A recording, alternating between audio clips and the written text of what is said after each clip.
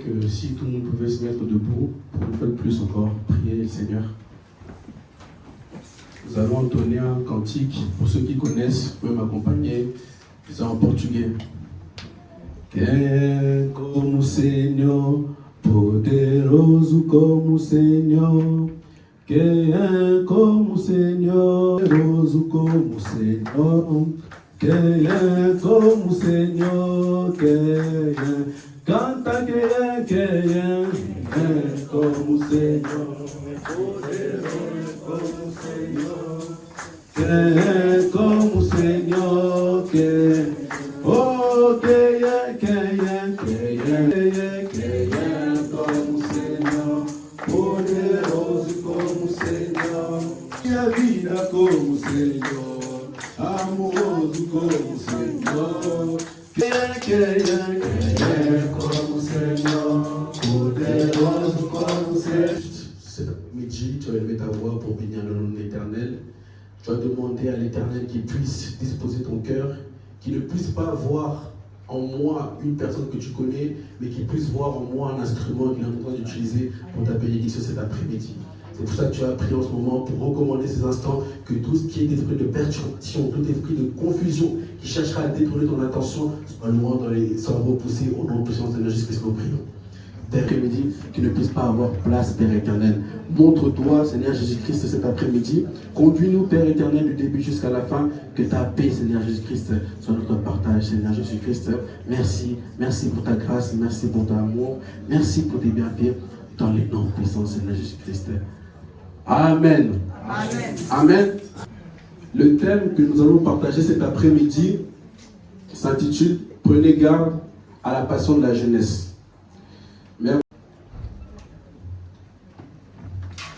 Actes des Apôtres, chapitre 20, versets 9 à 10. Et qui était assis sur la fenêtre, s'endormit profondément pendant le long discours de Paul.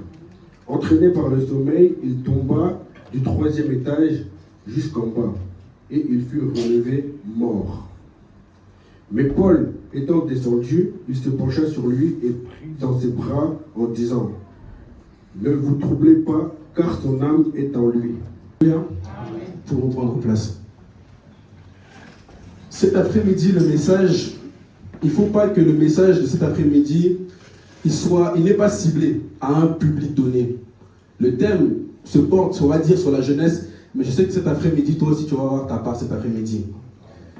Nous voulons parler de l'histoire d'un jeune homme dans la Bible, nommé Écutiche. Écutiche qui est un jeune homme qui, pendant que l'apôtre Paul était en train de donner l'enseignement, pendant qu'il parlait, pendant qu'il prêchait, lui, qu'est-ce qu'il a fait? Il s'est endormi.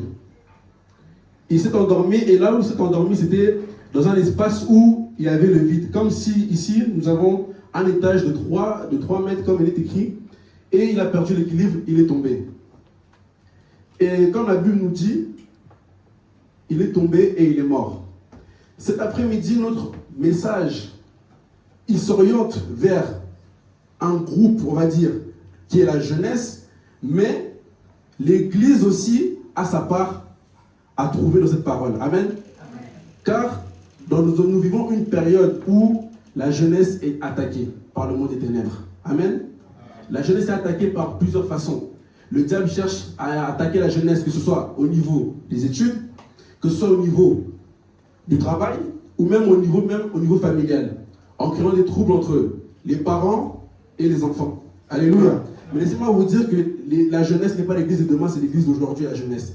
Parce que dans une église où la jeunesse est vivante, les choses changent actuellement. On n'attend pas que les jours passent, que les années passent pour que les choses changent directement. Dans la Bible, le livre que nous allons lire, Écutiche, le jeune Écutiche qui est la représentation des enfants de Dieu dans le sein de l'église. Amen. Il représente tout ce qu'un enfant de Dieu ne peut pas être dans sa maison, dans sa présence. C'est-à-dire, pendant que on est en train de parler de la parole de Dieu, pendant qu'on prêche la bonne nouvelle, lui, il dort. C'est-à-dire, en apparence physique, vous voyez que la personne, elle est là, elle est assise, mais spirituellement, la personne, elle est déconnectée. Amen. Vous voyez comme la personne, Vous pouvez la voir telle qu'on se voit face à face comme ça. Je communique avec vous. Je parle avec vous, je vous transmets quelque chose, mais en retour. Parce que quand vous venez dans la présence de Dieu, ce n'est pas le physique qui domine, mais c'est le spirituel. C'est-à-dire que quand nous sommes face à face comme ça, là, je peux commencer à intercéder pendant 1 heure. Si spirituellement, tu es endormi, si spirituellement, tu vas dire mort, tout ce qui peut sortir de la bouche, de ma bouche, de la bouche des serviteurs ici, sont en vain. C'est comme si c'était un arbre qui était planté, que tout le monde passe, mais rien ne se passe. Amen. Parce que le problème, c'est qu'il y a une facilité, comme nous venons de lire ici, dans laquelle les enfants de Dieu tombent dans ce qu'on appelle le sommeil spirituel. Alléluia. Et le sommeil spirituel, c'est quelque chose qui vient avec facilité, surtout quand il y a une diminution de la vie de prière, une diminution de la communion avec le Saint-Esprit, et aussi quand il y a une diminution, et quand aussi on ouvre des portes dans nos vies en laissant place à toute forme d'influence ou toute forme de distraction qui peuvent venir nuire à nos vies. Alléluia. Là, dans le livre que nous venons de lire là, Ekutish, il est tout ce qu'un enfant de Dieu ne peut pas être quand il franchit cette porte. Alléluia. Parce que quand tu rentres dans cette porte, tu ne viens pas pour dormir. Tu ne viens pas non plus pour exposer ta vie. Tu ne viens pas non plus pour établir tout ce qui est de toi, mais tu viens pour chercher ta part. Alléluia. Parce que chacun, comme aujourd'hui je ne vois pas notre serviteur qui dit beaucoup, chacun connaît ses problèmes. Alléluia. Et quand tu viens dans sa présence, tu dois venir avec un cœur disposé. Parce que la distraction, elle est très facile. Un enfant qui pleure, ça peut faciliter la distraction. Un téléphone qui sonne, ça peut faciliter la distraction. Mais c'est pour ça que nous, il est très important que quand nous venons dans sa présence, nous soyons toujours attentifs. Nous soyons toujours concentrés, nous puissions toujours avoir cette manière de pouvoir comprendre les choses. Parce que c'est vrai, parfois nous quittons nos domiciles. Ce qui est surprenant, nous quittons nos domiciles, tu quittes ton lit où tu étais confortable, mais tu arrives quand même à trouver le sommeil dans une chaise de cette manière. Alléluia. C'est des choses qui arrivent couramment dans les églises, qui arrivent couramment, même dans les prières en famille. Vous voyez, 2 personnes, comme une famille qui prie, surtout quand vous priez, vous vous installez sur le canapé, vous commencez à prier, directement quelques minutes, il y a le sommeil qui vient. Tout ça, ce n'est pas le vouloir de la personne.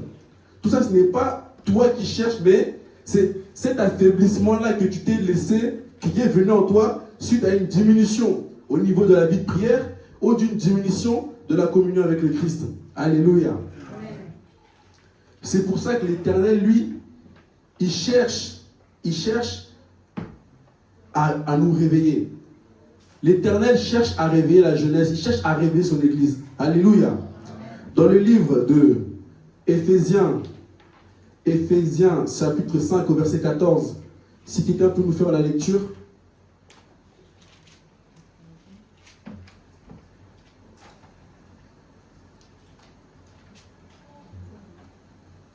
Éphésiens chapitre 5, au verset 14.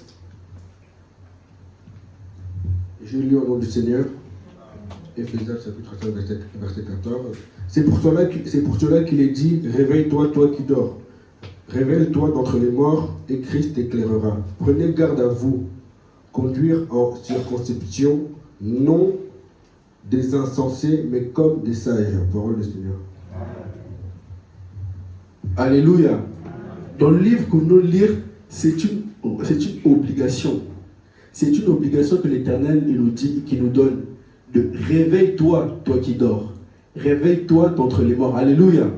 Parce que spirituellement, beaucoup de personnes sont dans le sommeil. Beaucoup de personnes sont endormies. Beaucoup de personnes se retrouvent parfois dans des situations compliquées, tout simplement par manque de vigilance. Alléluia. Et le manque de vigilance conduit beaucoup de personnes à la chute. Quelqu'un qui dort, que ce soit dans le culte, ou quelqu'un qui dort dans la vie couramment, tout ce qu'il attend, c'est la chute. Alléluia. La chute survient surtout quand on manque de vigilance. Une personne, par exemple, qui est au volant de sa voiture, qui doit parcourir une distance aussi jusqu'à Paris. Par manque de vigilance, il s'endort, ce qu'il attend, c'est l'accident.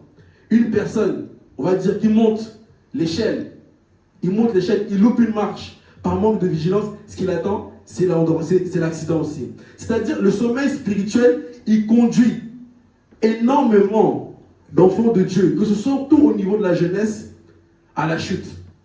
Parce qu'une chute, la chute peut détruire ta destinée, peut détruire ta famille, et peut détruire aussi le ministère de Dieu. Alléluia. C'est pour ça que quand tu es dans sa présence, tu dois trouver le moyen, tu dois trouver la capacité à pouvoir te maintenir. Si pour toi, te tenir debout pendant le culte, c'est la façon pour toi que tu as trouvé de pouvoir te maintenir éveillé, il faut tenir debout. Si pour toi, c'est de te mettre à genoux, il faut te mettre à genoux. Enfin, il n'y a pas de... Dans la Bible, il n'y a pas écrit de Genèse ou Apocalypse, une posture dans laquelle tu dois te tenir pendant qu'on est en train d'enseigner. Alléluia. L'Éternel appelle à un réveil au niveau de la jeunesse dans cette église. Alléluia. Amen. Alléluia la jeunesse. L'Éternel appelle à un réveil dans la jeunesse de cette église. Parce que Dieu aime la jeunesse. Si nous voyons dans la Bible, les grands hommes que Dieu a appelés, c'était pendant la jeunesse. Dieu n'a pas attendu que David soit roi pour pouvoir l'appeler.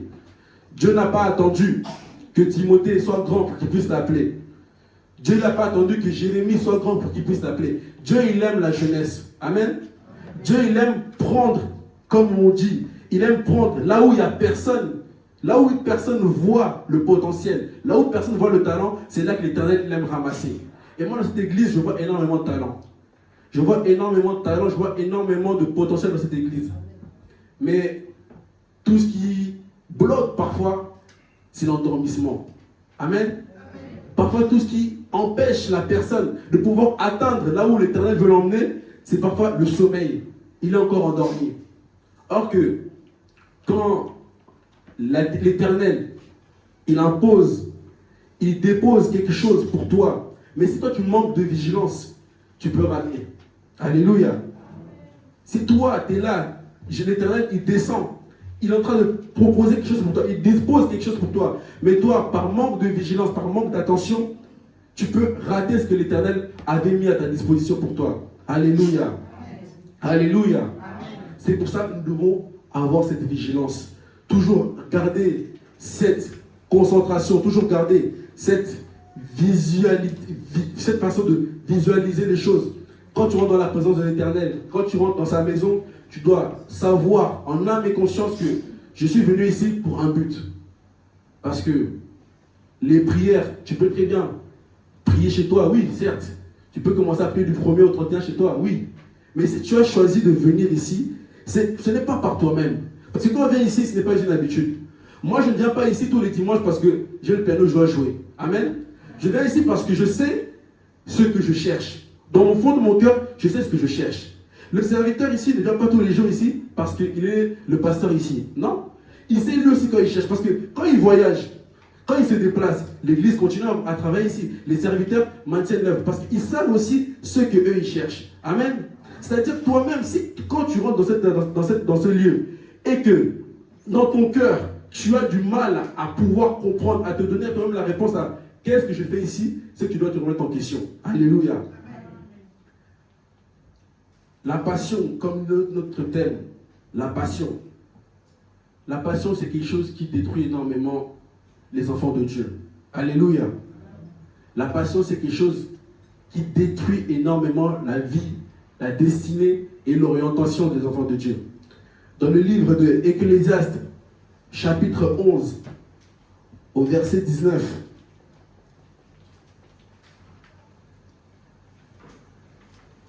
celui qui a trouvé, il peut me faire la lecture.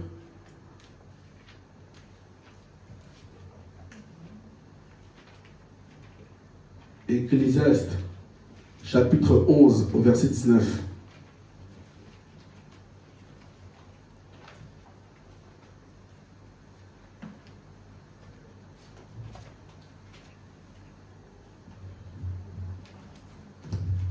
Je lis la parole au nom du Seigneur. Jeune homme, réjouis-toi dans ta jeunesse, livre ton cœur à la joie pendant les jours de ta jeunesse. Marche dans la voie de ton cœur et selon le regard de tes yeux. Mais sache que tout cela, Dieu t'appellera en jugement. Bannis de ton cœur le chagrin et éloigne le mal de ton corps, car la jeunesse et l'horreur sont vanité. maturité. Alléluia. Dans le livre que notre frère vient de nous lire, c'est le livre qui nous parle exactement de la profondeur de ce message. C'est-à-dire, la jeunesse, c'est une période dans laquelle on apprend les choses. Et c'est aussi la période dans laquelle nous commettons le plus d'erreurs. Amen. Je ne dis pas qu'une personne qui a déjà dépassé, qui est père de famille, ne peut pas commettre des erreurs. Mais les erreurs qui conduisent les personnes parfois à des regrets futurs se commettent surtout au niveau de la jeunesse. Parce qu'il y a certains versets que nous les lisons quand on commence à lire, on lit la partie qui nous plaît. Jeunesse, réjouis-toi, il dit, réjouis-toi dans ta jeunesse. Il arrête la lecture. Il a compris le message, réjouis-toi dans ta jeunesse. Mais il n'a pas continué la lecture jusqu'à sache que pour tes actes, tu seras appelé en jugement. Alléluia. Et justement, beaucoup d'enfants de Dieu, beaucoup que ce soit enfants, adultes ou même jeunes, tombent justement à cause de cette manière de ne pas bien comprendre la parole de Dieu. Parce qu'ils vont mélanger ce qu'ils vont entendre ou ils vont essayer de comprendre de la parole de Dieu, ce qui va plaire à leur cœur. Alléluia. Parce qu'il y a des versets, certes, dans la Bible qui plaisent à notre cœur, qui plaisent à nos oreilles. Un exemple, quand on dit demandez à l'Éternel ce que vous voulez et donnera ce que votre cœur désire. C'est quelque chose qui plaît beaucoup aux enfants de Dieu. Tout le monde se dit que je demanderai à l'Éternel, Dieu va me donner. Mais il y a d'autres versets qui justement, ils vont plus irriter le cœur des enfants de Dieu parce qu'ils savent que si je touche à ça, il y a telle conséquence qui va suivre par derrière. C'est exactement là que nous venons de lire justement. Parce que cette passion, la passion que nous connaissons, on va dire, pendant notre jeunesse, a un impact sur notre vie future, sur la famille, sur le plan familial, ou même sur le plan, pour les jeunes, sur le plan scolaire. Et pour l'Église, quand l'Église est aussi trop laxiste, dans le sens où l'Église laisse aller les jeunes, mais des jeunes qui ne sont pas bien orientés, des jeunes qui ne sont pas bien guidés, mais que l'Église ferme les yeux, l'Église ne parle pas, ne prend pas la décision de parler quand il faut parler, c'est ça qui conduit petit à petit à une extinction de la flamme qui brûlait au sein de l'Église. Alléluia. Amen. C'est pour ça que ce soit au niveau des serviteurs de Dieu, que ce soit au niveau des papas ou au niveau des mamans, ils ont un rôle à jouer dans l'observation, dans l'accompagnement et dans tout ce qui est conseil pour la jeunesse de l'Église. Alléluia.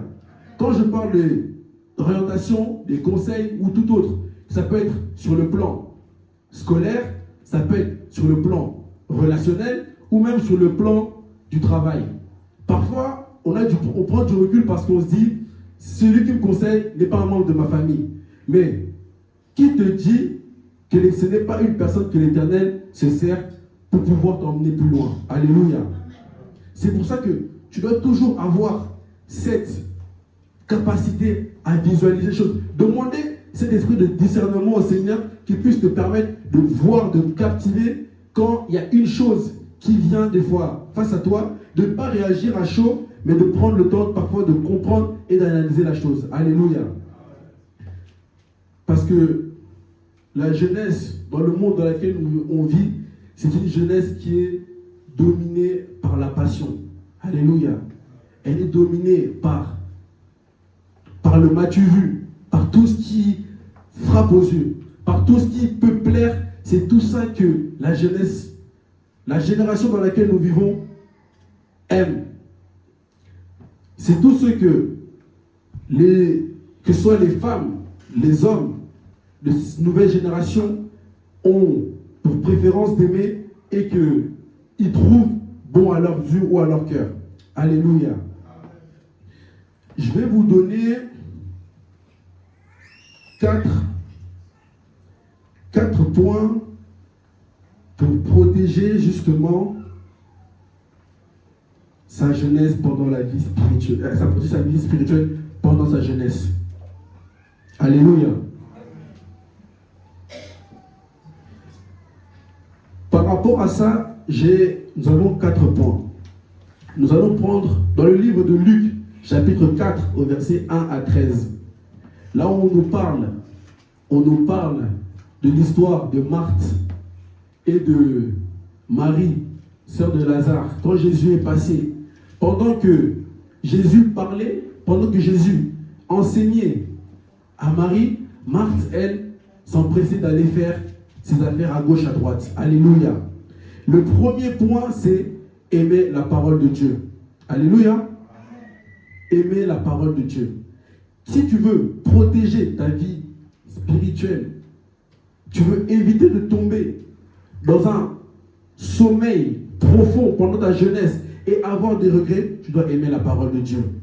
Parce que pendant qu'on est en train d'enseigner, pendant que les serviteurs parlent, ils enseignent, ils annoncent la bonne nouvelle, toi, si tu es déporté, ton attention est déportée ailleurs, ta concentration, elle est déportée ailleurs, tu vas finir comme Marthe.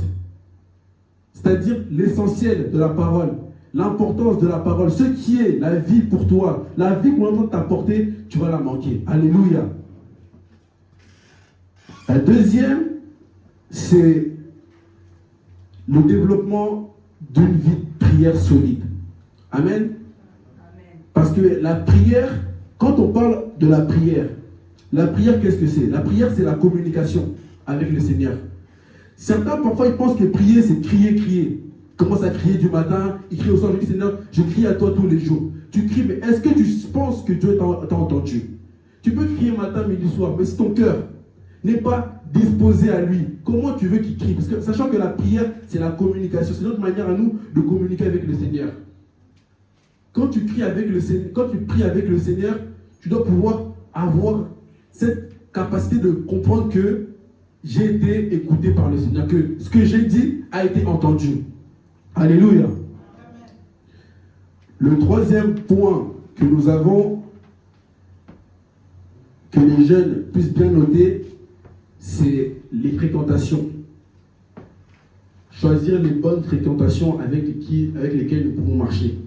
Parce que les fréquentations sont des choses que chaque jour, quand on sort, soit au niveau scolaire, sur le plan même du travail, nous rencontrons des personnes diverses, qui eux aussi, ils ont leurs habitudes, qui eux aussi, ils ont leur manière de vivre, mais que cette fréquentation ne puisse pas avoir un impact sur ta vie de prière, ou même sur ta vie avec le Christ. Alléluia. Parce qu'il est facile de se faire détourner par les personnes. Par exemple, prière en ligne, il est 20h, la prière en ligne, le téléphone il sonne. Tu as même un autre ami qui te dit, bon, il est 20h, c'est le soir, il fait comme il fait chaud toute la journée, mais ça à la maison, c'est le soir, on va aller manger une glace dehors ou on va aller faire un tour dehors. Les fréquentations parfois peuvent conduire une personne à l'échec. Alléluia. Une mauvaise fréquentation, un mauvais entourage peut te conduire à l'échec. Quand nous voyons dans la vie de Jésus, dans son ministère, parmi les gens qui l'entouraient, si nous voyons bien, la personne qui l'a trahi, ce n'était pas une personne qui venait de loin. C'était une personne qui marchait avec lui jour et nuit, qui dormait avec lui, qui se réveillait avec lui et qui marchait avec lui. C'est-à-dire toi aussi, dans ta marche, dans ta vie de tous les jours, tu dois avoir cet œil, cette oreille spirituelle de comprendre, de savoir qui est-ce qui est à côté de moi. Parfois tu penses que ça peut être quelqu'un de loin, même dans ta propre maison, dans ta propre famille. Tu dois pouvoir être en capacité de savoir si je suis vraiment entouré de personnes bonnes pour ma destinée, bonnes pour ce que Dieu veut pour moi. Alléluia. La quatrième chose qu'il y a, c'est servir dans l'église. Alléluia. Quand je parle de servir dans l'église, ce n'est pas forcément tenir le micro. Ce n'est pas forcément venir ici derrière, faire les instruments. Non, quand je parle de servir à l'église, c'est être un enfant de la maison. Alléluia.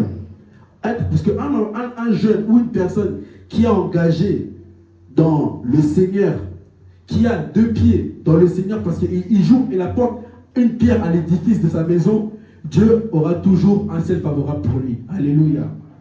Parce que quand nous lisons aussi, nous avons l'histoire de Tabitha, quand elle décède, quand nous suivons son histoire, nous voyons que après sa mort, on a commencé à pleurer.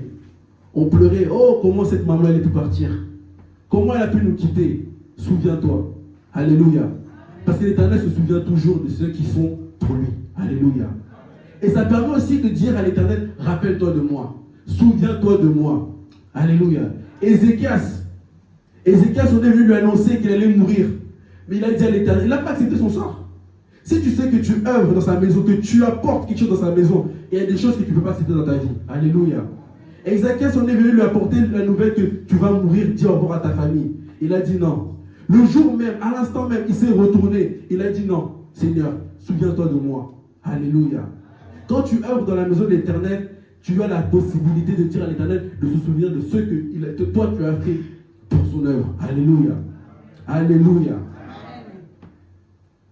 C'est pour ça que l'Église a un rôle très important dans l'accompagnement. L'Église a un très très grand rôle dans l'accompagnement de sa jeunesse, des enfants qui grandissent, que ce soit dès le plus bas âge jusqu'à l'âge adulte. L'Église a un très grand rôle parce que l'Église peut être combattue par sa propre jeunesse. Alléluia. Une Église qui n'est pas vigilante peut être combattue par sa propre jeunesse. Un serviteur de Dieu qui n'est pas vigilant peut être combattu par son propre enfant. Alléluia. Par manque de discernement, par manque d'attention. C'est pour ça que les serviteurs de Dieu qui sont ici, ils ont un rôle, que ce soit dans l'accompagnement ou que ce soit même dans l'investissement de la jeunesse pour son Église. Comme j'avais dit au départ, l'Église ne peut pas considérer et doit arrêter de considérer la jeunesse comme l'Église de demain. Alléluia. Car la jeunesse est l'Église d'aujourd'hui. L'histoire d'Équitiche est une perception de ce que nous ne devons pas être quand nous sommes dans sa présence. Alléluia. C'est une manière de comprendre que le sommeil dans sa présence, c'est comme la mort spirituelle. Quand tu dors dans sa maison, ici, tu as l'église, tu dors pour te considérer comme mort spirituellement. Parce que quand nous sommes ici, c'est la vie qui sort de la bouche. Alléluia. Et quand tu dors, tu ne reçois pas la vie, tu es comme mort. Alléluia. C'est quand tu sors d'ici et qu'on te demande de quoi on a parlé, tu n'as pas été capable de retranscrire tout ce qui a été dit, sache que tu es comme quelqu'un qui était mort, tu es ressorti, tu as repris vie, mais une vie, ta vie n'a pas changé parce que tu n'as pas reçu la vie qui venait pour toi cet après-midi. Alléluia. Voilà, je vais m'arrêter là pour aujourd'hui. Je vais respecter le temps qui m'a été consacré. Je bénis l'Éternel pour ce moment que j'ai pu avoir à partager, pour ce message que j'ai pu vous transmettre. Que l'Éternel vous bénisse, que l'Éternel puisse nous fortifier. Et merci.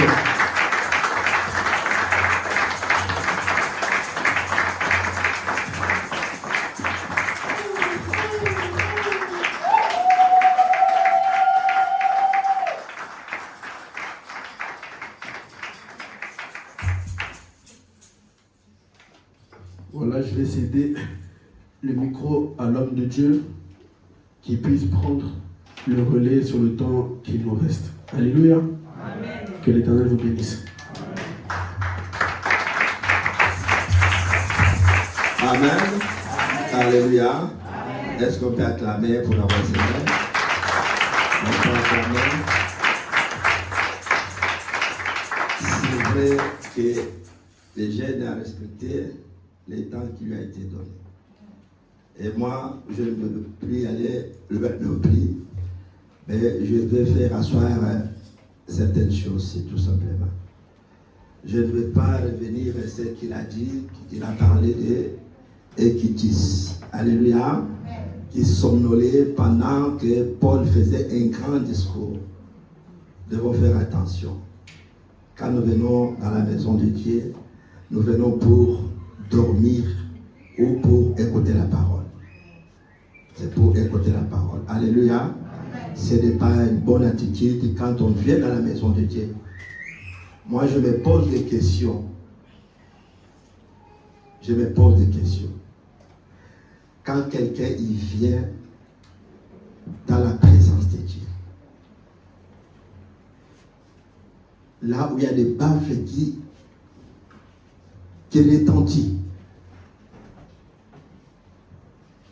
quelqu'un est en train de dormir. Il y a des baffles qui souffrent, qui crient. Quelqu'un dort. Alléluia. Alléluia. Amen. Alléluia. Amen. Quelqu'un dort. Quand on chante, il y a le bruit, mais on vient dormir. Voilà. Les sommeils spirituels. On peut être les yeux ouverts, mais spirituellement, il n'y a pas la vie. Voilà, nous pouvons prendre le livre de 1 Timothée, chapitre 4, versets 11 à 13. Prenons 1 Timothée, chapitre 4, verset 11 à 13. 1 Timothée, chapitre 4, verset 11 à 13. Je vais faire la lecture. Déclare ces choses et enseigne-les. Que personne ne méprise ta jeunesse, mais sois un modèle pour le fidèle, en parole, en conduite, en charité, en foi, en pureté, jusqu'à ce que je vienne. Applique-toi à la lecture, à l'exhortation, à l'enseignement. Amen. Amen. Amen. Bien-aimés dans le Seigneur, il est important pour nous d'avoir une jeunesse qui est motivée. C'est très important. Quand il n'y a pas une jeunesse, c'est comme dans plusieurs des pays aujourd'hui, si vous voyez, ils parlent de la démographie. Que non, les gens, ils n'arrivent pas à mettre au monde. En Corée du Nord, ils incitent même les gens. Donc, on leur construit une maison. Donc, si tu fabriques les enfants, il y a une maison, on te prépare. Donc, il y a une maison. Il faut aider ces gens-là. Les donner leur logement adéquat. Et si tu ne fais pas des enfants, il y a des punitions maintenant. Là-bas, donc ils t'obligent d'avoir les enfants. Ils ont compris qu'en termes démographiques, s'il n'y a pas des enfants, ça veut dire que le pays est en train de s'effondrer. Voyons ça même dans plusieurs pays d'Europe. En Allemagne, il y a ces problèmes aujourd'hui. Dans certains pays, même ici en France. Si ils font des statistiques, vous allez voir qu'il y a un problème. C'est la démographie. Ça veut dire que ceux qui continuent toujours à fabriquer des enfants, on peut aussi applaudir pour. Amen. Alléluia. Amen. Alléluia. Amen. Ce n'est pas parce que c'est écrit dans la Bible. Allez, multipliez-vous, soyez féconds. C'est biblique. Voilà le discours de l'apôtre Paul à son fils Timothée. Il dit, déclare ces choses et enseigne-les. Que personne ne méprise ta jeunesse. Mon frère, ma soeur, nous avons un problème aujourd'hui au sein des églises. Les grands problèmes qu'on a aujourd'hui avec des générations, une tendance des générations, entre le vieux que nous sommes et les jeunes qui viennent pour la succession. C'est-à-dire que nous avons une conception. Aujourd'hui, l'Église a une conception qui est négative de la jeunesse. Quand on parle de la jeunesse, on voit c'est comme si une génération pécheresse. On voit l'image des péchés, c'est comme si les jeunes, et donc leur nature, c'est la nature des péchés. Alors qu'il y a même des vieilles mamans, des vieilles, qui sont des grands pécheurs, des sorciers. Ça n'a rien à voir. C'est-à-dire qu'ici, l'apôtre Paul dit de ne pas regarder la jeunesse avec un regard de mépris. Le regard que tout le monde a aujourd'hui.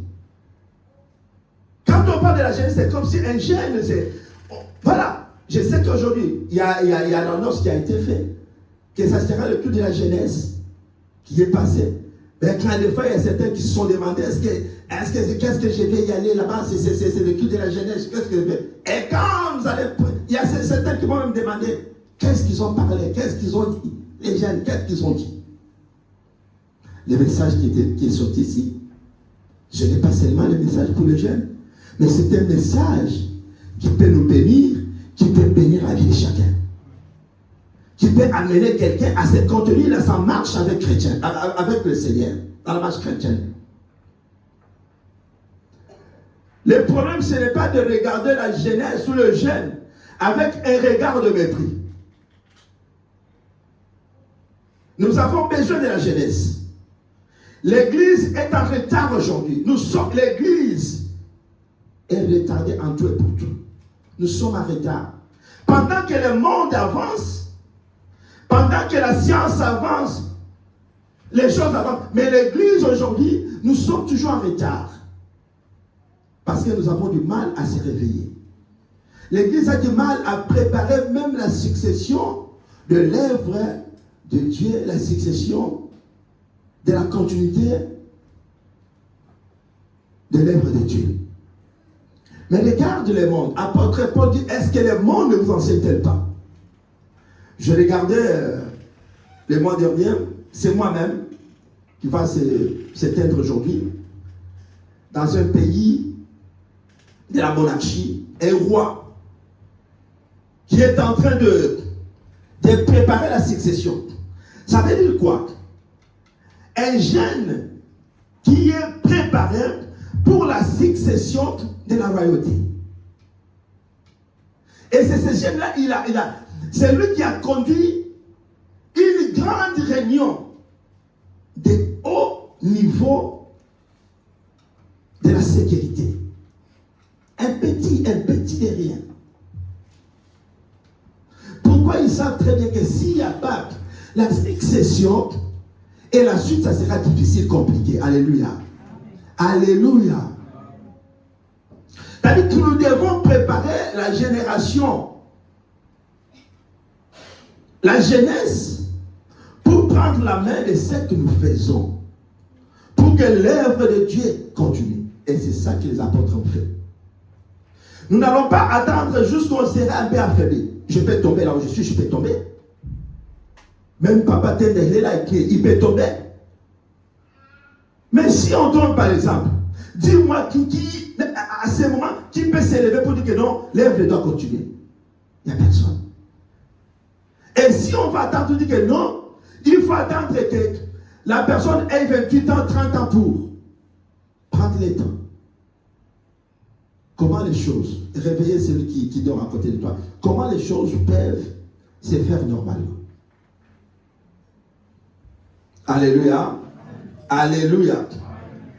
Mon frère, ma soeur, nous devons avoir une considération pour les jeunes, et surtout les jeunes qui sont au niveau, au milieu de nous dans notre église. Leur donner confiance, alléluia. Donnons la confiance à la jeunesse. Il ne faut pas regarder le jeune des regards de mépris.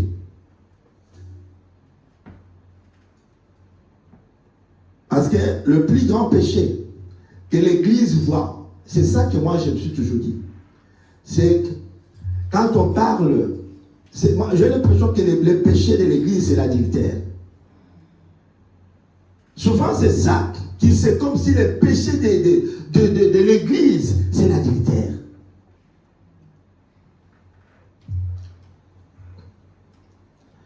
Le Seigneur, il a frappé Myriam, la sœur de Moïse. Myriam n'a pas fait l'adultère qu'il soit frappé par Dieu. Non seulement Myriam, il y a beaucoup dans la Bible. On a pas mal, il y a beaucoup d'exemples que je peux vous donner. Ils n'ont pas été frappés parce qu'ils étaient en flagrant, ils ont fait l'adultère. Non. Parfois, par manque d'obéissance, ils n'ont pas obéi seulement à la voix de l'Éternel. Dieu les a punis. Ils n'ont pas écouté, observé la loi de l'Éternel, ils ont été frappés par Dieu. Mais, souvent nous avons du recul. Mais je ne veux pas que ça soit comme ça chez nous ici. La vision que Dieu nous a donnée, d'amener la génération, les jeunes aussi dans cette église. Et regardez ce qui se passe partout aujourd'hui. Il y a dans certaines communautés, si vous regardez, vous allez voir, c'est une jeunesse qui est au top. Une église remplie de jeunes.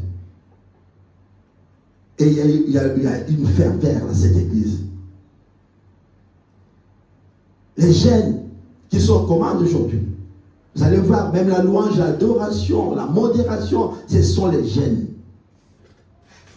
qui ont pris les choses en main.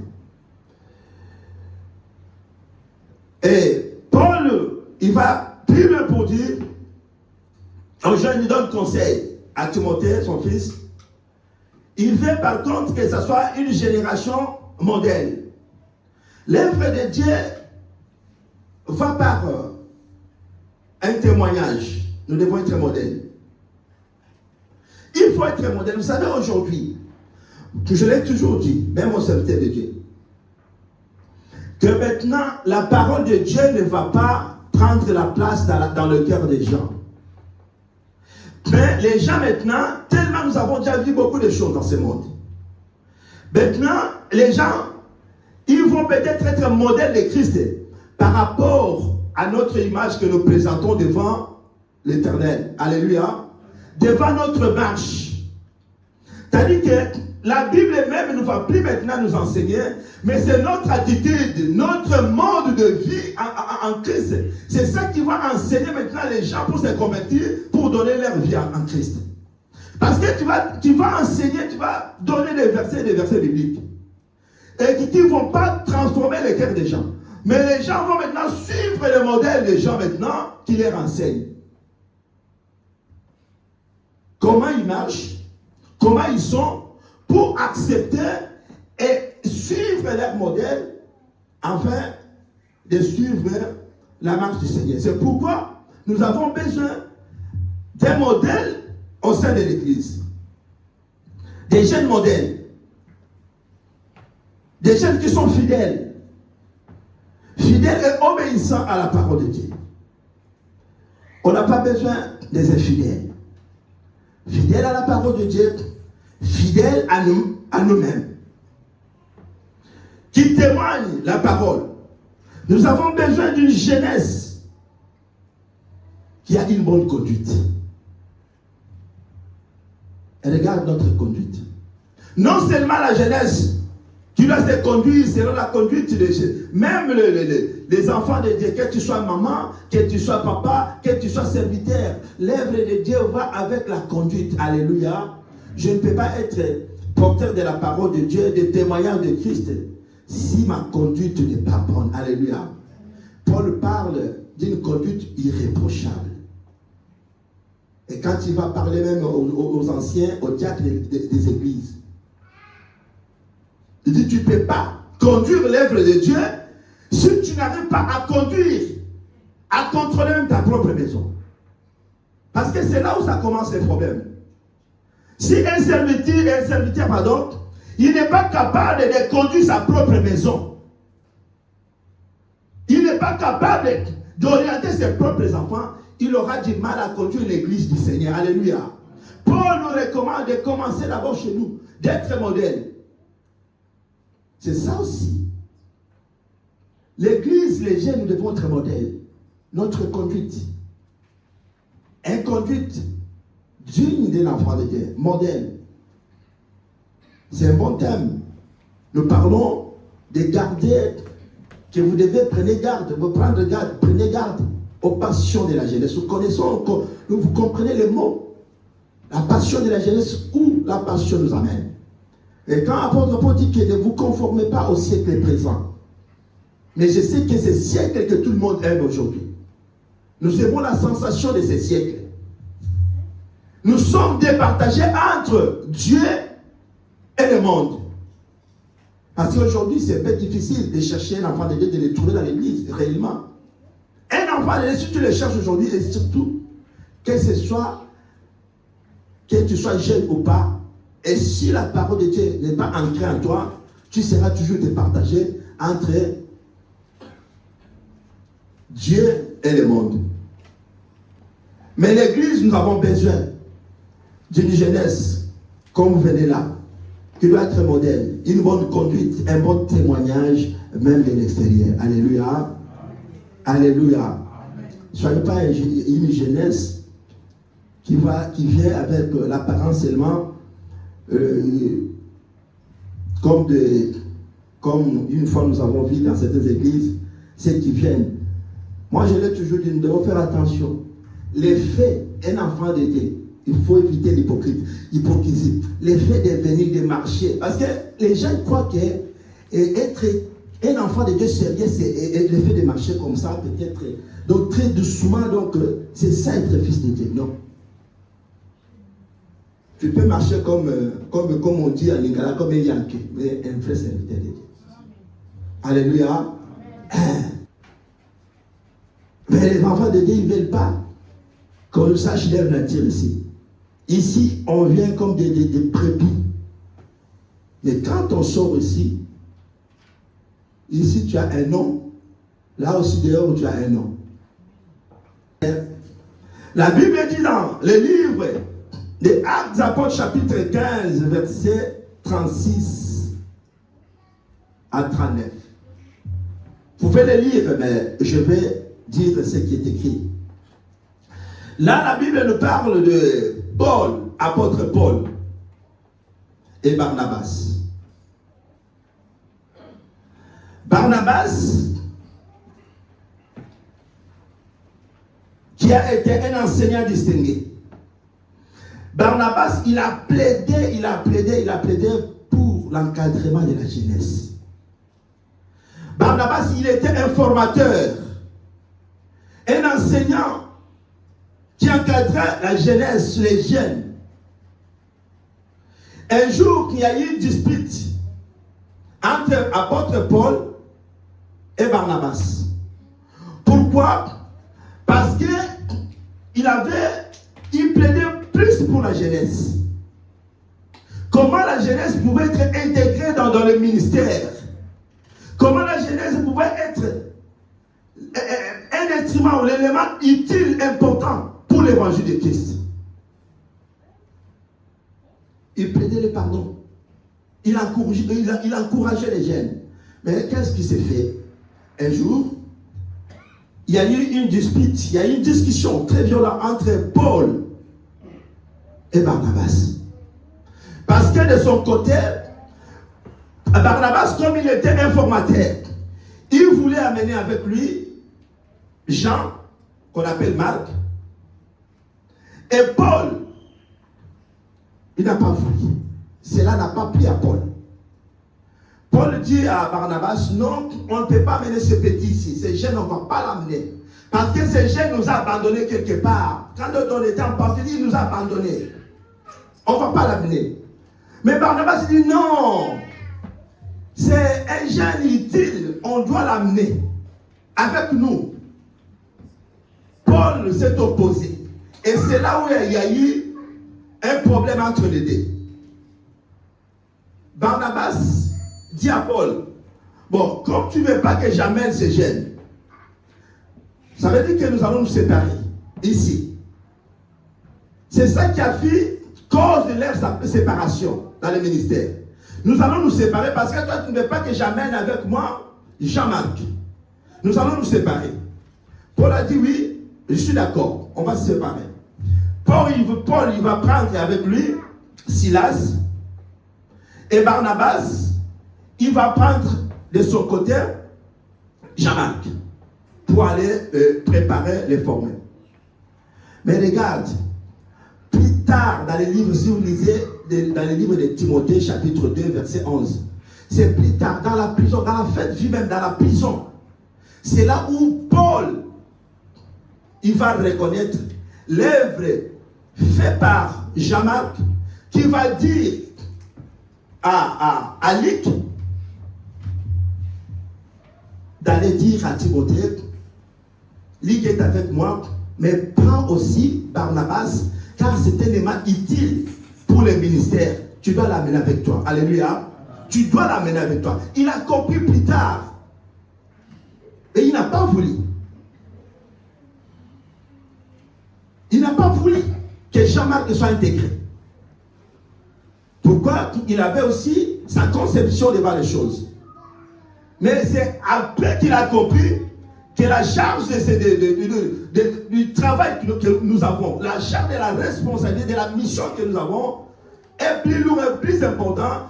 Il faut qu'il y ait les gens qui doivent accompagner, et la génération ou la jeunesse est importante pour nous accompagner en fait de réussir la mission. Alléluia. Alléluia.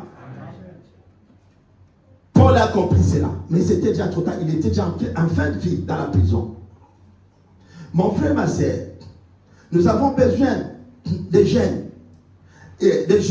la génération, la jeunesse motivée, engagée pour l'œuvre de Dieu. Nous avons besoin de cette jeunesse engagée, motivée pour l'œuvre de Dieu, pour l'avancement à l'œuvre de Dieu. Alléluia. Alléluia. Ils ont quelque chose à nous transmettre. Les jeunes, ils ont quelque chose de la part de Dieu. Alléluia.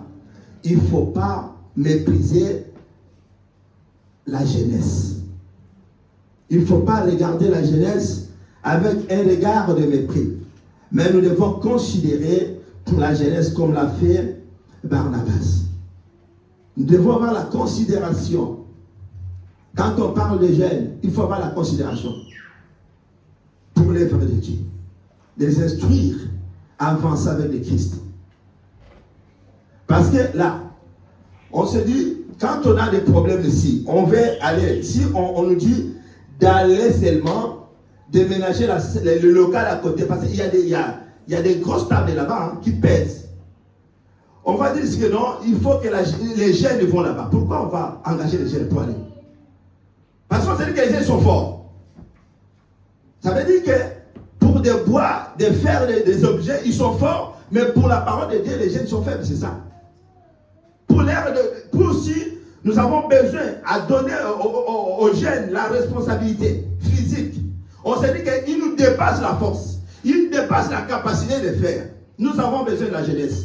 Mais s'il y a des choses spirituelles, pourquoi pas que les jeunes soient encadrés, impliqués dans ce que nous faisons pour alléger la continuité de ce que nous faisons. Mon frère, ma soeur, nous avons besoin, les jeunes de cette église. Une fois, j'étais avec les jeunes ici dans la veillée de prière. J'ai exhorté aux jeunes de prendre courage, de ne pas se sous-estimer, d'avoir confiance en soi, comme Barnabas. Il exhortait aux jeunes d'avoir confiance en soi, de ne pas se sous-estimer. Mais nous avons besoin que les jeunes marchent dans une bonne conduite. Alléluia. Et voir un jeune devant nous, devant l'église, ce n'est pas un péché. Ça vraiment, si on peut avoir cette conception, c'est vraiment, nous sommes perdus. Mais c'est une joie. C'est comme quelqu'un, nous avons nos enfants dans la maison. C'est ça aujourd'hui. On se dit, on est en train de s'affaiblir ces enfants-là, c'est l'avenir. C'est ça qui nous parle. C'est très important. Amen. Voilà. Que Dieu nous bénisse. Ma sœur, tu peux arrêter ton